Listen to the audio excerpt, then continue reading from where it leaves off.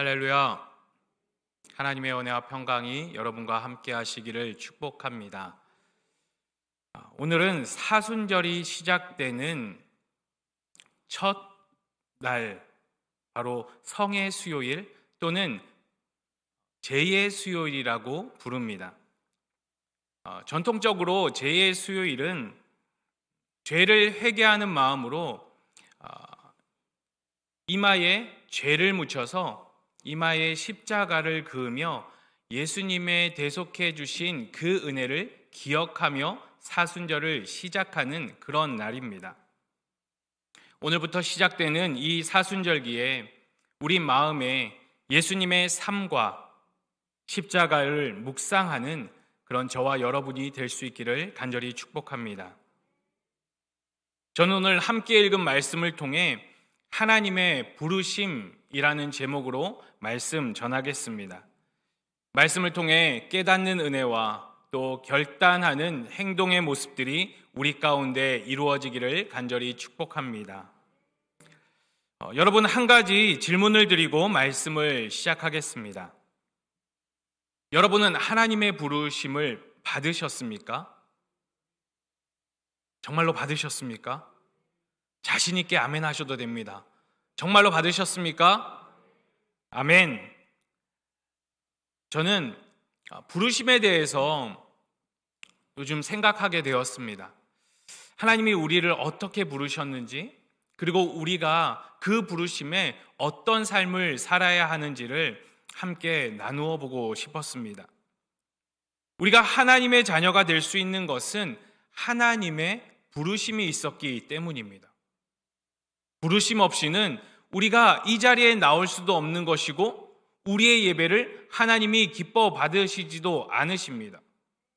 부르심이 있기에 우리가 이 자리에 나와 하나님을 찬양하고 하나님께 예배드릴 수 있다는 사실을 믿으시기 바랍니다. 부르심 없이 하나님의 자녀가 된 사람은 아무도 없습니다. 그렇기에 하나님의 부르심만이 우리를 하나님의 은혜로 부르시고 축복으로 여겨 주십니다. 그러나 동시에 과연 그 부르심에 우리가 합당한 삶을 살고 있는지는 생각해 봐야 합니다. 여러분, 하나님께서 친히 우리에게 찾아오셨습니다. 우리의 요청이 아니라 주님의 일방적인 부르심입니다. 우리가 뭐 잘나서 착해서도 아니고 믿음이 있어서 부르신 것도 아닙니다. 주님이 먼저 우리를 부르신 이유는 우리 안에 믿음을 갖도록 하기 위해서입니다. 그래서 구원에 이르도록 하기 위해서 우리를 부르셨습니다. 생각해 보세요. 우리는 하나님과 상관없는 삶을 살았습니다. 세상의 부귀와 명예와 즐거움을 누리며 그렇게 살았던 사람입니다.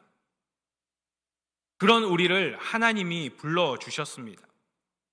이 세상에 많고 많은 사람들 가운데 하나님이 우리를 지명하여 불러주셨습니다. 보잘것없고 부족한 우리를 하나님께서 친히 찾아오셔서 우리를 부르셨습니다. 물론 부르심의 시기와 방법은 사람마다 다를 수 있습니다. 그러나 확실한 것, 주님이 우리를 지명하여 불렀다는 것입니다. 이사야 43장 1절의 말씀을 보면 야곱아, 너를 창조하신 여호와께서 지금 말씀하시느니라. 이스라엘아, 너를 지으신 이가 말씀하시느니라. 너는 두려워하지 말라. 내가 너를 구속하였고 내가 너를 지명하여 불렀나니 너는 내 것이라. 내가 너를 지명하여 불렀나니 너는 내 것이라. 여러분은 언제 하나님의 부르심을 받았습니까? 각자 조금씩 다를 것입니다. 성경에 보면 모세는 80세에 하나님의 부르심을 받았습니다. 다윗은 소년일 때 하나님의 부르심을 받았습니다. 사무엘은 그보다 더 어린 나이에 하나님의 부르심을 받았습니다. 이처럼 하나님께 부름받은 시기는 다 다릅니다. 그 말은 여러분을 부른 하나님께서 지금의 여러분을 통해 놀라운 계획을 가지고 있다는 사실입니다. 모세와 같이, 다윗과 같이, 그리고 사무엘과 같이 여러분을 사용하고 싶어 하십니다. 또한 각자 부르신 방법이 다릅니다. 모태신앙으로 부르심을 받은 사람도 있고, 지인 또는 가족의 전도를 통해 부르심을 받은 사람도 있습니다. 또 어떤 이는 사업의 실패나 또 고통 가운데 부르심을 받은 사람도 있습니다. 이외에도 다양한 방법으로 하나님은 우리를 부르셨습니다. 여러분은 어떻게 부르심을 받으셨습니까? 저도 조금은 색다른 하나님의 부르심을 경험했습니다. 저는 모태신앙도 아니고요. 그렇다고 누군가에 의해서 전도를 받아서 신앙생활을 시작하지도 않았습니다. 그러면 어떻게 하나님을 만나게 됐냐 궁금하실 텐데, 1992년 10월에 우리나라를 뒤엎은 이단이 있었습니다. 기억나시나요? 다미성교회라는 이단이 있었습니다. 그때 저는 하나님을 알지도 못하고 교회를 다니지도 않았습니다. 그런데 TV를 틀었는데 그곳에서 사람들이 흰 소복을 입고 막 울면서 막 손도 막 들고, 도저히 제가 볼 때는 미치지 않고서는 저럴 수 없다라는 그런 모습이었습니다. 저들이 말하는 종말이 올 것 같지 않았습니다. 거짓말 같았습니다. 그런데 TV를 한참 보고 있는데 마음 가운데 겁이 나기 시작하는 거예요. 이건 내가 겁먹는 게 아닌데 그냥 마음 가운데 겁이 나기 시작해서, 혹시 하나님이 이 땅에 오셔서 휴거라는 거를 일으키시면 나는 어떻게 되는 거지? 나는 그러면 못 올라가는 건가? 천국이라는 곳에 가지 못하는 건가? 라는 두려움이 생겼습니다. 그 두려움이 그냥 스쳐 지나가는 두려움이 아니었습니다. 하나님을 알고 싶었습니다. 그래서 그 주부터 교회에 나갔습니다. 네. 누가 저를 전도하지도 않았습니다. 그냥 두려운 마음이 들어서 교회를 가서 하나님을 알고 하나님을 만나면 내가 하나님이 말씀하시는 저 천국이라는 곳에 갈 수 있겠구나라는 마음이 생겨서 그 주부터 교회를 다니기 시작했고, 지금 이 자리에서 복음을 전하는 목사가 되었습니다. 그 생각만 하면 너무나 감동이 밀려옵니다. 하나님이 저를 얼마나 사랑하시는지 다른 누군가에 의해서 들은 것이 아니라 그냥 내 마음속에 직접 두려움이라는 것을 주셔서 교회에 나오게 하신 그 하나님의 은혜가 얼마나 큰지 모릅니다. 아마 그런 두려움이 없었다면 지금의 저는 없었을 거죠. 여러분들도 각자마다 하나님의 부르시는 방법들이 있으셨을 겁니다. 저의 아버지도 하나님의 부르심을 받았습니다. 전에 제가 말씀 가운데 저희 아버지가 저희가 교회를 다니기 시작하면서 굉장히 핍박하고 교회를 못 가게 했다라고 말씀을 드렸습니다. 참 그게 힘들었습니다. 그래서 늘 하나님께 기도했습니다. 하나님, 우리 아빠도 구원받게 해주세요. 그렇게 기도했을 때 어느 날 아버지가 아프기 시작하신 거예요. 원인을 알 수 없는 병이 아버지에게 찾아왔습니다. 그래서 급히 종합병원에 가서 진찰을 받고 수술을 해야 된다라고 하셔서 수술을 하셨습니다. 수술을 했는데 수술이 잘 됐으면 너무 좋겠는데 수술이 잘못됐어요. 그래서 갑자기 심장이 멈추게 되는 일이 벌어집니다. 모두가 놀랐습니다. 그래서 어떻게든 살려야 된다는 마음으로 심폐소생술을 하며 아버지가 다시 숨을 뛰기 시작했습니다. 그때 제가 강릉에 있었는데 급히 서울로 가야 되겠다. 여기 있으면 아빠 죽을 수밖에 없겠다라는 마음이 들어서 서울로 이제 구급차를 타고 이동하기로 결정했습니다. 그런데 병원에서 그러는 거예요. 대관령 못 넘을 거라고.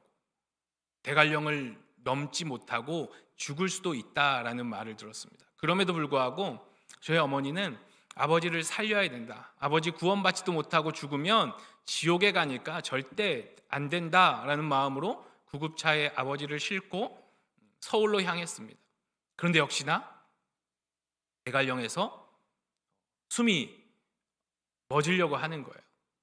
그래서 같이 탔던 작은 아버지가 계속 손을 몸을 만져주고 함께 탔던 그 의사분이 또 심폐소생술을 하면서 그렇게 힘들게 한 고비를 넘기고 급히 원주 기독병원으로 왔습니다. 기독병에 와서도 매일매일 오늘 못 넘깁니다 라는 소리를 너무 많이 들었습니다. 그래서 당시 제가 중학교 3학년이었거든요. 그래서 전화가 오는 거예요, 학교로. 빨리 오라고. 그래서 버스를 타고 원주로 와서 대기하고 있는데 아버지가 다시 또 호흡이 정상으로 돌아오시고, 그렇게 하기를 6개월을 보냈습니다. 근데 어느 날 저희 어머니가 이제 원주 제일교회에서 늘 새벽 제단을 쌓으셨는데 새벽 제단 쌓는 중에 어머니가 그러시는 거예요. 저한테, 종일아, 아빠가 살 것 같아. 그래서 왜요? 그랬더니 오늘 새벽에 기도하는데 하나님이 흰 손으로 나를 붙잡아 주셨어 라고 이야기를 하시는 거예요.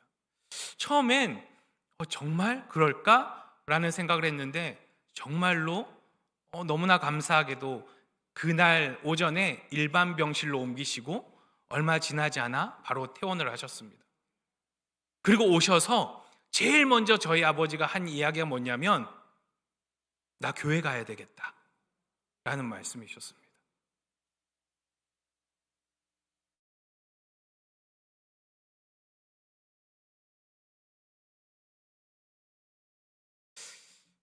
그때 그 감격은 어떻게 말할 수가 없습니다. 그렇게 아버지가 믿음 생활을 하기 시작하셨어요. 근데 몸이 정상은 아니셨어요. 그렇게 믿음 생활을 2년 7개월 더 사시면서 매일 성경을 읽으셨습니다. 그리고 아버지를 부르셨을 때 2년 7개월 후에 아버지가 성경 37독을 하고 하나님의 부르심을 받았습니다. 아버지에 대한 기억은 늘 좋지 않았습니다. 아버지는 늘 엄마를 괴롭히는 사람, 술 먹고 집에 불을 지르겠다고 한 사람. 그런데 하나님은 그 아버지를 부르셔서 영접하게 하시고 천국으로 맞이해 주셨습니다. 그래서 부르심이라는 것이 얼마나 큰지, 부르심이 얼마나 소중한지 성도님들에게 말하고 싶었습니다. 하나님은 자신의 독생자 예수 그리스도를 친히 이 땅에 보내시면서까지 많은 이들을 부르셨습니다. 그리고 그들을 사용하셨습니다. 그 중에 몇 명의 모습을 살펴보며 함께 은혜를 나누고자 합니다. 먼저 예수님의 부르심은 물고기를 잡고 있던 베드로에게 임했습니다. 깊은 데로 가서 그물을 내려 고기를 잡으라라는 이 예수님의 말씀은 베드로의 입장에서는 도저히 이해가 되지 않는 그런 말이었습니다.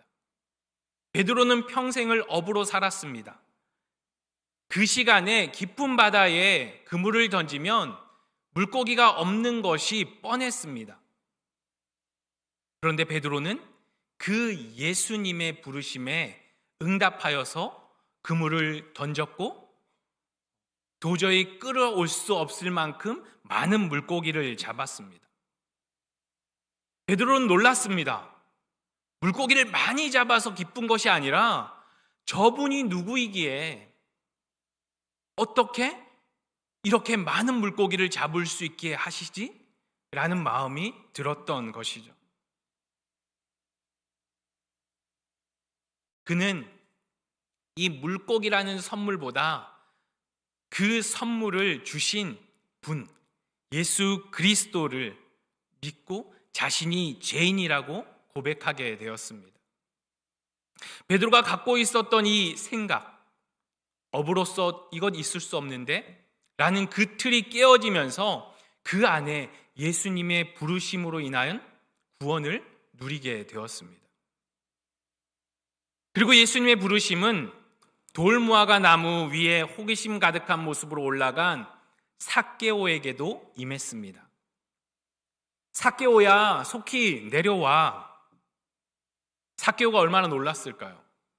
이분이, 예수님이 내 이름을 알아요.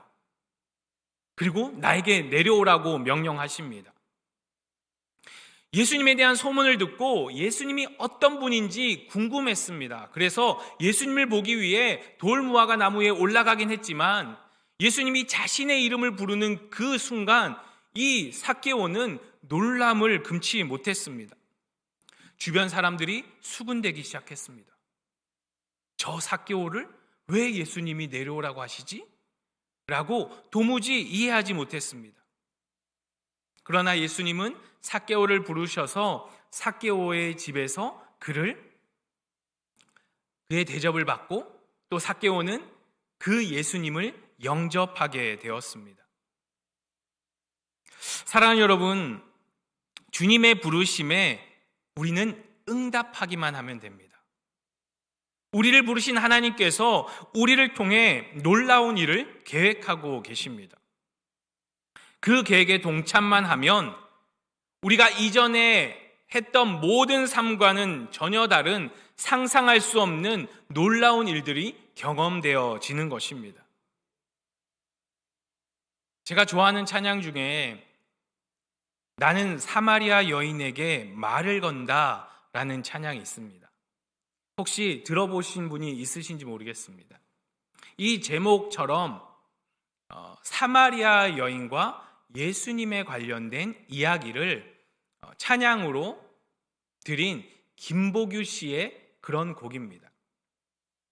요한복음 4장에 보면 예수님과 사마리아 여인이 만나는 장면이 나옵니다.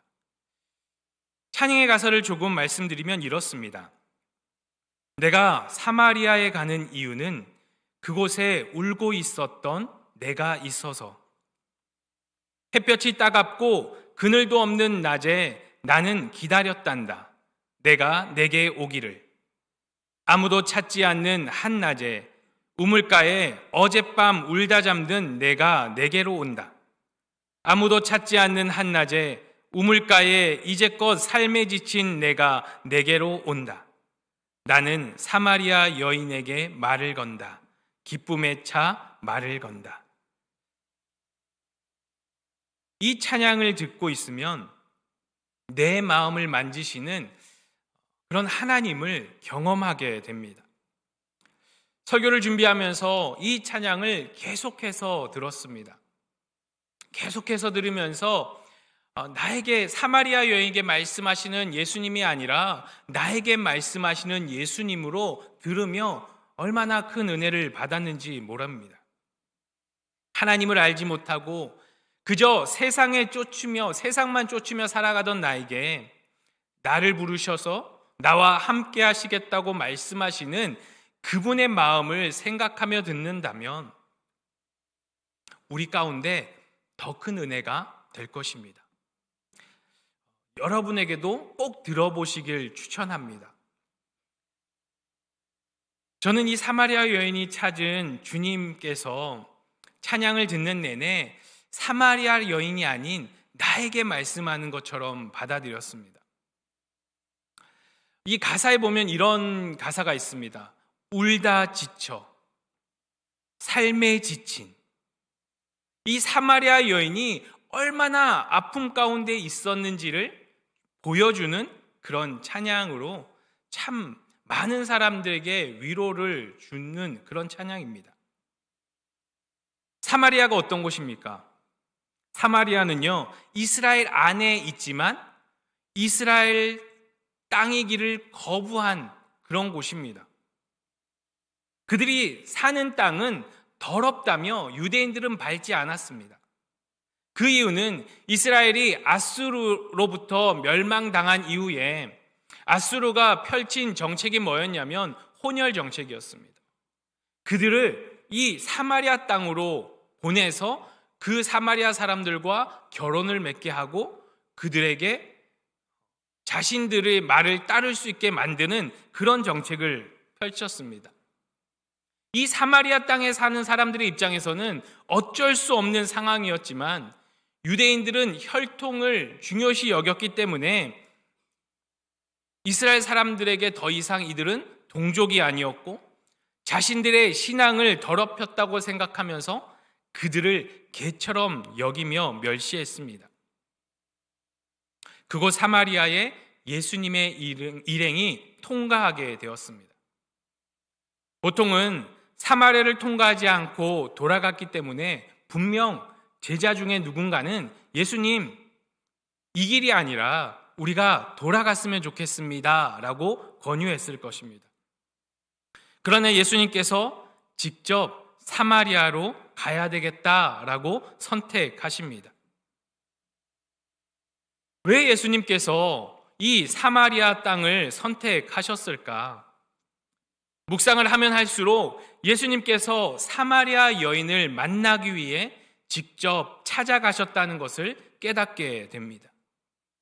유대인이라면 아무도 가지 않았던 그 길을 예수님께서 선택하신 것은 바로 마음의 상처가 있던 이 사마리아 여인을 찾아 그를 위로하고 그를 부르기 위함이었습니다. 우리가 너무나 잘 알고 있지만 사마리아 여인이 어떤 사람입니까? 사마리아 여인은요, 남편이 5명이나 있었고요. 지금은 6번째 남자와 살고 있습니다.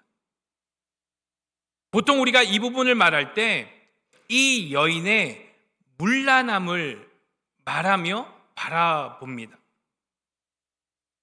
그러나 저는 아니라고 생각합니다. 유대 사회에서 여성이 남성을 버릴 수는 없었습니다. 그 말은요, 이 여인은 수차례 남성들에 의해서 버림받은 그런 여인이라는 사실입니다. 남편을 통해 마음의 위안을 받기는커녕 도리어 더 아파하며 마을 사람들의 수군거리는 소리에 마음을 아파했을 것입니다. 이 여인은 사람들의 눈을 피해서 사람들이 잘 왕래하지 않은 햇볕이 가장 뜨거운 정오에 물을 뚫어 우물가에 나왔습니다. 너무 안타까운 여인의 모습이 느껴지지 않으시나요? 지금 그 여인을 향해 예수님께서 다가가십니다. 그리고 물을 좀 달라며 그 여인을 부르십니다. 유대인인 예수님이 자신을 향해 물을 달라고 하는 것이 이 사마리아 여인 입장에서는 너무나 이상한 경험이었을 것입니다. 근데 반대로 자신을 이상하게 여기지만 예수님은 이 여인에 대해서 외면하지 않으셨습니다. 자신이 찾아간 그 영혼을 불쌍히 여기고 다가가 친절하게 복음을 전해주시면서 그를 주의 자녀로 불러주셨습니다. 이처럼 예수님께서 사마리아 여인을 부르셨고 베드로를 부르셨고 삭개오를 부르셨습니다. 또 하나님께서 우리를 부르셨습니다. 우리를 부르신 이유가 뭘까요? 성경은 하나님의 부르심에 대해서 뭐라고 말할까? 우리는 주님께서 우리를 부르신 사실을 깨닫습니다. 다시 말해 모든 그리스도인에게는 하나님의 자녀로서 받는 부르심이 있다는 것입니다. 주님이 우리를 부르실 때 그 부르심을 통해 우리에게는 하나님의 자녀라는 정체성과 함께 사명이 주어집니다. 그렇다면 어떻게 사용하시고자 우리를 부르셨을까? 오늘 함께 읽은 본문에 나오고 있습니다. 본문을 제가 다시 한번 읽겠습니다. 하나님이 우리를 구원하사 거룩하신 소명으로 부르심은 우리의 행위대로 하심이 아니요 오직 자기의 뜻과 영원 전부터 그리스도 예수 안에서 우리에게 주신 은혜대로 하심이라. 하나님은 절대 그냥 부르지 않습니다. 하나님의 부르심에는 분명한 계획과 목적이 있습니다. 에베소서 1장 6절과 12절 말씀인데요. 이는 그가 사랑하시는 자 안에서 우리에게 거저 주시는 바 그의 은혜의 영광을 찬송하게 하려는 것이라. 이는 우리가 그리스도 안에서 전부터 바라던 그의 영광의 찬송이 되게 하려 하심이라. 그렇게 말씀하고 있습니다. 하나님께서 우리를 부르시는 목적이 뭐냐면 우리가 다 구원을 받아서 하나님의 자녀로 부르신 후에 우리를 통해 하나님의 영광을 다시 회복하고 우리를 통해 하나님의 거룩한 이름이 높이 찬송되도록 하기 위해서 우리를 부르셨습니다. 이것이 우리를 부르신 이유이자 목적입니다. 그러기에 우리는 하나님의 부르심에 순종하고 또 오직 하나님께만 영광과 찬송을 돌려야 하는 사명이 있는 것입니다. 그렇다면 영광과 찬송을 돌리는 방법을 생각하지 않을 수 없습니다. 베드로는 예수님의 부르심 이후에 물고기를 낚는 어부에서 사람을 낚는 어부가 되었습니다. 많은 병자를 고치고 복음을 전할 때 3,000명이 회개하고 5,000명이 회개해서 예수님을 영접하는 일들이 벌어졌습니다. 그가 죽는 그날에도 자신은 예수님처럼 예수님과 같이 그렇게 십자가에 달려 죽을 수 없다며 거꾸로 죽었다라고 합니다. 베드로는 죽기까지 복음을 전하며 주님께 영광과 찬송을 올려드렸습니다. 삭개오는 예수님의 부르심을 통해 구원을 얻고 난 이후에 그의 삶에 놀라운 변화가 나타났습니다. 자기의 재산 가운데 절반을 가난한 자들에게 주고 혹여나 자신이 그의 돈을 빼앗은 착취한 것이 있으면 4배나 갚겠다고 했습니다. 아무도 더 이상 그를 비난할 수 없게 되었고 그 자신도 더 이상 수치심에 사로잡히지 않게 되었습니다. 세리장이었을 때는 철저한 외톨이였지만 예수님으로 인하여 변화받은 이후에는 그의 삶을 통해서 오직 주님께 영광과 찬송을 올려드렸습니다. 사마리아 여인도 그토록 기다리던 메시아 그리스도가 바로 자신 앞에 있는 예수님이라는 사실을 깨닫자 물동이를 버려두고 동네로 들어가서 사람들에게 말합니다. 요한복음 4장 29절에 내가 행한 모든 일을 내게 말한 사람을 와서 보라, 이는 그리스도가 아니냐. 예수님을 알게 된 이 사마리아 여인은 부끄러움도 잊은 채 그 마을로 들어가 자신을 흉하던 그 사람들에게 예수님이 왔다고, 우리의 구세주가 왔다고 와서 한번 보라고 이야기를 합니다. 직접 보면 당신들도 알게 될 것이라는 확신이 있었습니다. 평소의 그녀 모습이라면 상상할 수 없는 그런 상황이지만 예수님을 만난 이후에 이 여인이 변화되어서 어떠한 두려움 없이 담대히 전도하며 영광과 찬송을 올려드렸습니다. 우리의 삶에도 주님을 향한 영광과 찬송의 모습이 있어야 합니다. 가정 안에서, 교회 안에서, 직장 안에서 여러분이 어떤 모습으로 주님께 영광과 찬송을 올려드릴지 고민하고 그렇게 살아가야 합니다. 말로만 내가 하나님께 영광을 돌려, 말로만 내가 하나님을 찬양한다고 하면 그것은 잘못된 것입니다. 죄송합니다. 그것은 가짜입니다. 삶으로 드러나지 않는 영광과 찬송이 있지 않으면 그것은 가짜 믿음입니다. 우리의 삶에 하나님을 진실로 하나님께 영광 올리고 하나님을 찬송하는 모습이 없다면 돌이키십시오. 주님께 온전히 찬송하는 모습으로 돌이키십시오. 우리의 삶을 오직 주님께 영광 올려드리는 삶으로 돌이키시기를 축복합니다. 오늘 본문을 다시 한번 보겠습니다. 하나님이 우리를 구원하사 거룩하신 소명으로 부르심은 우리의 행위대로 하심이 아니요 오직 자기의 뜻과 영원 전부터 그리스도 예수 안에서 우리에게 주신 은혜대로 하심이라. 하나님이 우리를 부르셨는데 그것은 우리의 행위로 인한 부르심이 아니라 그리스도가 우리 예수 안에서 은혜로 부르셨다는 말입니다. 로마서 10장에 보면요, 유대인들이 율법을 지키는 행위에만 몰두해서 온전히 예수님을 바라보지 못하는 장면이 나옵니다. 율법이 구원을 이끄는 것이 아니라 오직 예수 그리스도의 은혜로 가능하다는 사실을 이들은 몰랐습니다. 그 모습을 옆에서 지켜보던 사도 바울은 답답했습니다.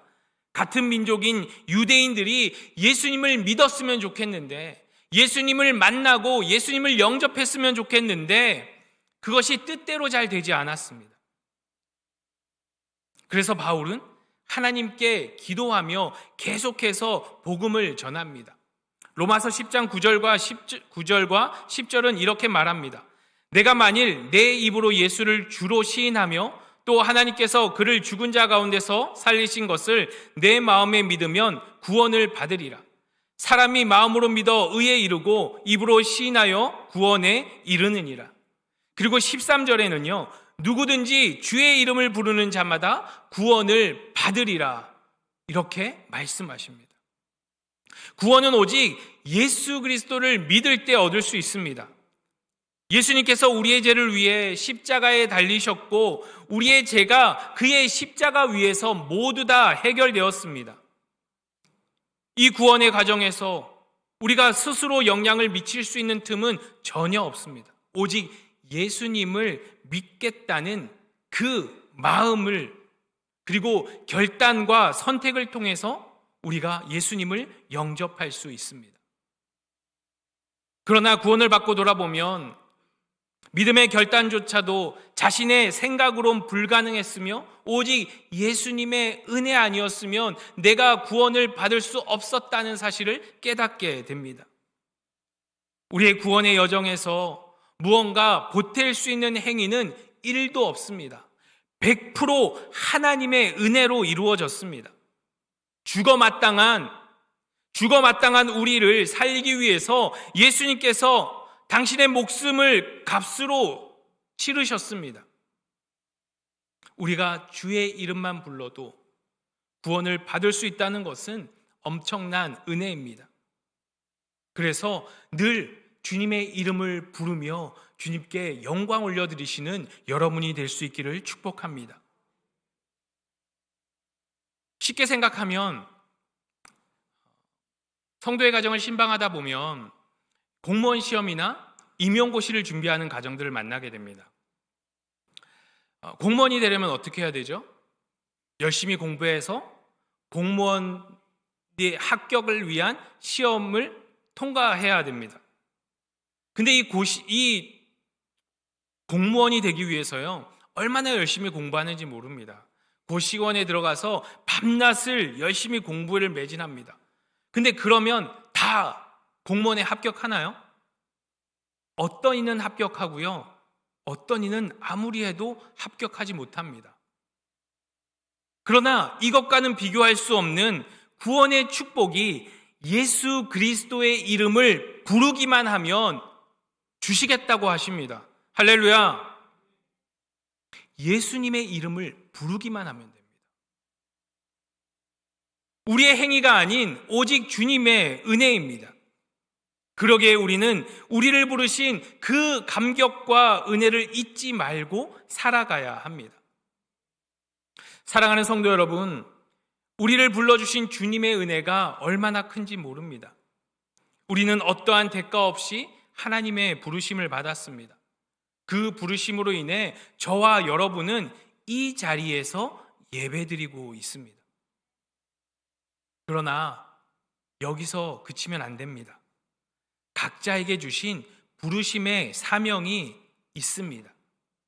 갈릴리 바닷가에서 말씀하셨던 그리스도의 음성이 이제 더 이상 들을 수는 없지만, 그렇다고 주님께서 아무것도 남겨놓지 않고 제자들을 떠나신 것이 아닙니다.